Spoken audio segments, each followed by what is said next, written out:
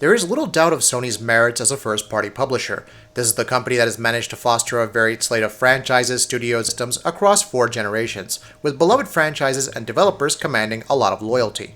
While Sony has lacked the singular system selling power of Nintendo's first party, Nintendo has cultivated brands for almost 4 decades, and can and routinely does sustain successful game platforms on the back of nothing but its own games, while the bulk of Sony's system sales come for their third-party support. Over the last decade, especially, Sony has shown that it's willing to double down and invest in its first-party lineup. Sony's investment in first-party games truly started in the PS3 era, and there are historical reasons on record for that.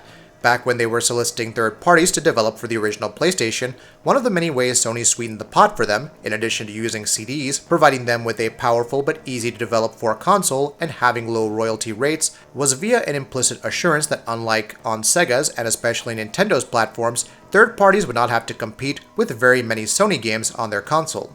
Third parties, of course, flocked to PlayStation, and for the next decade or so, Sony enjoyed de facto exclusives coming from them because third parties weren't too keen on developing for Sega or Nintendo at the time.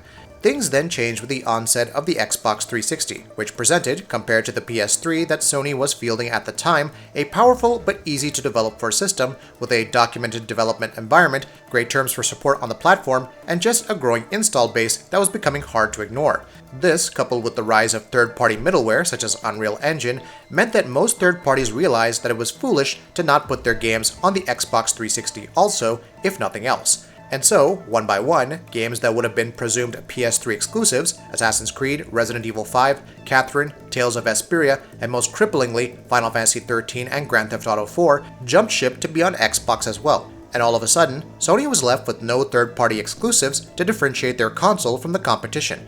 To Sony's credit, they jumped on the problem with an admirable ferocity.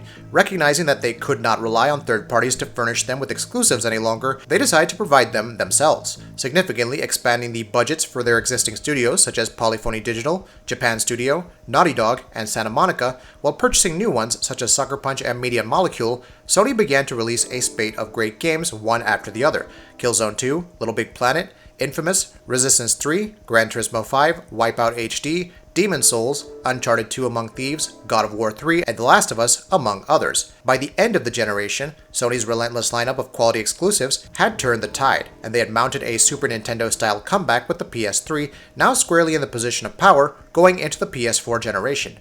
Sony's excellent first-party showing continued this generation as well.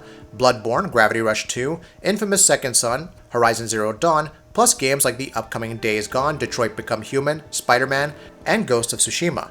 Even their disappointing launches, such as Drive Club and Gran Turismo Sport, received turnarounds thanks to excellent post-launch support. But it's the release of God of War last week that marks the most significant moment Sony has had yet as a first-party publisher.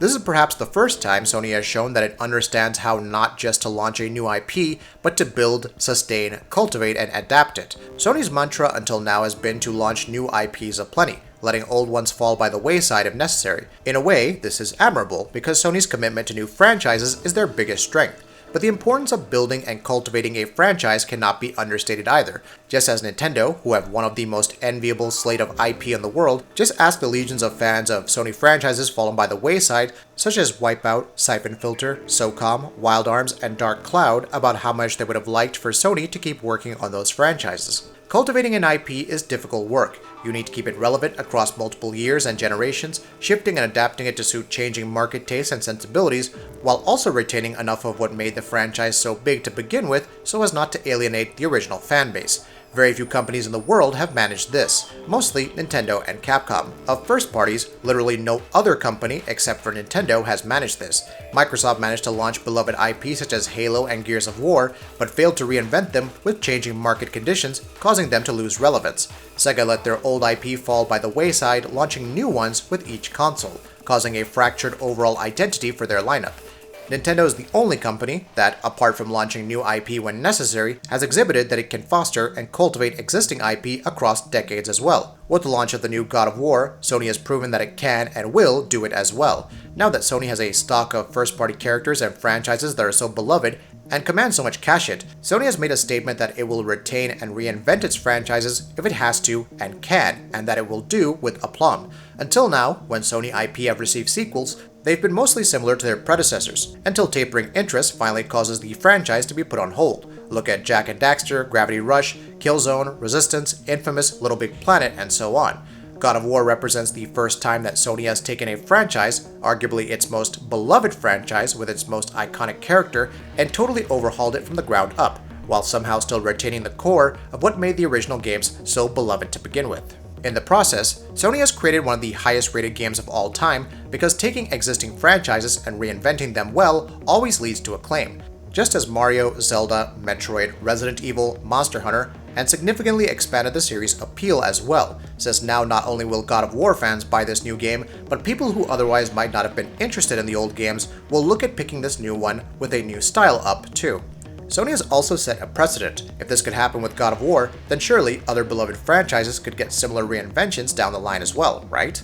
Maybe a new, completely rethought Uncharted game for the PS5 in 2024? So yes, God of War represents a seminal movement for Sony as a first-party publisher, because this is the first time that it has shown it's willing to cultivate its franchises and keep them fresh across generations by reinventing them, joining hallowed company in the process. Sony has now joined Nintendo as the only other first-party in history who have shown an ability to successfully cultivate IP.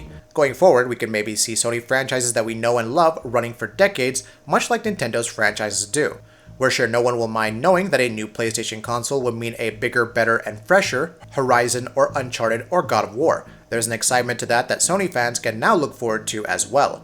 The best part is, in the process, unlike say Microsoft, Sony hasn't developed a crippling dependence on its existing IP at the expense of all else either. Like with Nintendo before them, Sony has shown that they will continue to launch new IP while fostering existing ones as well. So while Sony fans can expect their beloved series to continue going forward, we also know we can look forward to a slate of great first-party franchises and games that are all new.